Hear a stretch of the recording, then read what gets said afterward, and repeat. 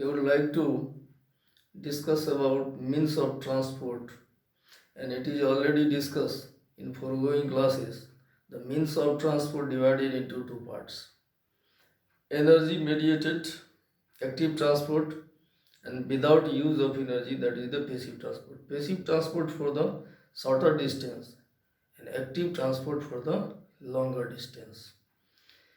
In the passive transport, there is no needs of energy, and it is for shorter distance, as inside the cell from one place to other place, or in between the cell in the tissue, that is a crossing of substances from one cell to other cell, from one cell to other cell across the cell membrane, or from cell to outside. So there are three situations to be considered in the passive transport. That is, suppose if it is a cell, then inside the cell, that transport is from here to there,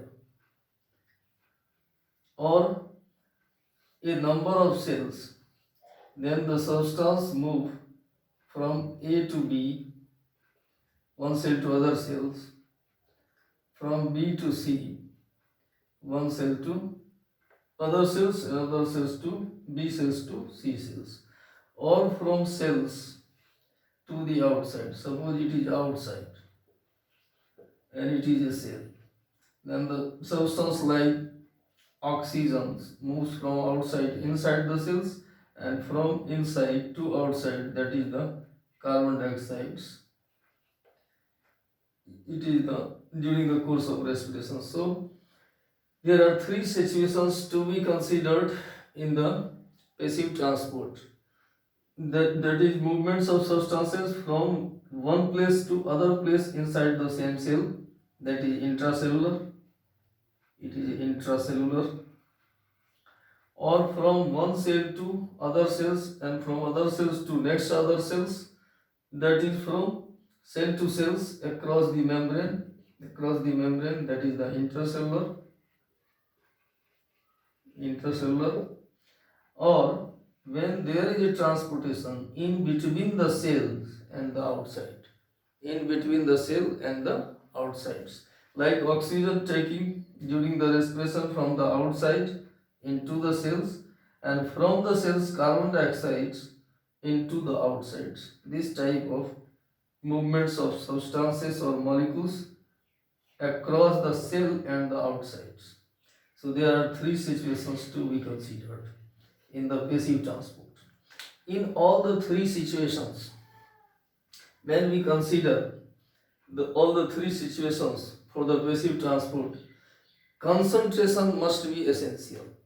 If the concentration is maintained, and their concentration maintained is very simple, the concentration, all the substances, suppose if there is a inclinations and it is the higher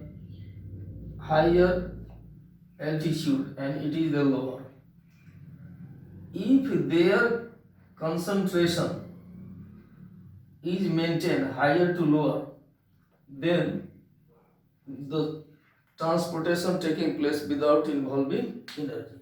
So as long as concentration is maintained, the difference between the concentration, as the higher concentration, lower concentration, then the passive transport taking place with the help of diffusion. So passive transports, their methods is on the basis of substances. The passive transport, means of transport on the basis of energy not required, without use of energy, that is the passive transport.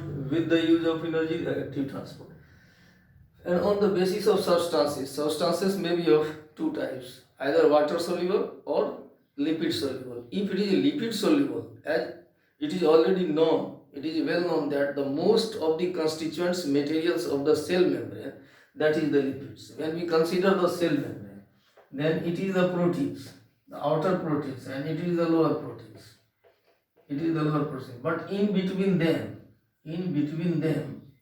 there is most of the parts that is the lipid. That is the lipid. And it is the protein, outer extrinsic protein, and it is the intrinsic protein. So when we consider the structure of cell membrane, then most of the part is lipid. So substance which dissolve in lipid, that is the lipid soluble substances or water soluble substances. When it is a lipid soluble substances, then it is the simple diffusion is taking place. For lipid soluble substances, simple diffusion is taking place, or for different types of gases, the simple diffusion is taking place. But when it is the water soluble substances or hydrophilic substances, then the diffusion not be simple, it is assisted or helped by the another carrier proteins. So all the carrier proteins is located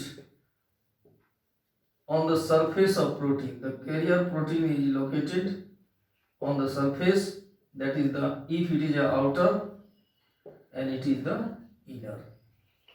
Then the hydrophilic substances, water soluble substances, when would like to move from the outer surface to the inner surface, then there is a carrier proteins located, that is the protein transporter. That protein transporter is already known, that is the porins or aquaporins. The porins and aquaporins located all along the surface of the outer proteins, which carry the substances. Suppose it is a substances, then carrier proteins is moves with the substances into the inner proteins and then return back to the site, original site. That is the carrier proteins or protein transporter which help to cross the water soluble substances. So it is called facilitated diffusion. It is also a type of diffusion. The porins and aquaporins is transporter proteins which help to diffuse the substances, water soluble substances, but the porins and aquaporins is not able to maintain their concentration difference. Concentration difference must be maintained, then diffusion taking place. It may be simple or facilitated.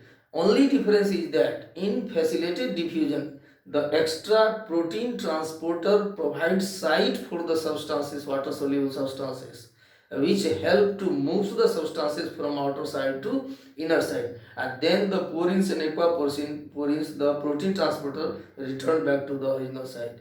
It is the facilitated, helped, or the carrier protein which help to substances move from one place to other place, that is from outer side to inner side. So it is called facilitated diffusion. And when there is only simple diffusion like exchanging of gases in the plants, that is carbon dioxide and oxygen through the stomata, is generally taking place with the help of simple diffusion. There is no any carrier proteins used to help in this process. So there are two types of diffusion. And in the active transport, that is energy used, ATP used, and it may be against the concentration. It is against the concentration, like water and minerals from the soil into the top of the plants against the gravity. So against the gravity, energy must be involved to carry the water and minerals. So it is on the basis of vascular tissue, which of the tissue used to transport the material. If xylem, then that is the ascent of sap, or if phloem, that is the food from the source to the sink. Now in the next class we would like to discuss diffusion, facilitated diffusion. Thanks.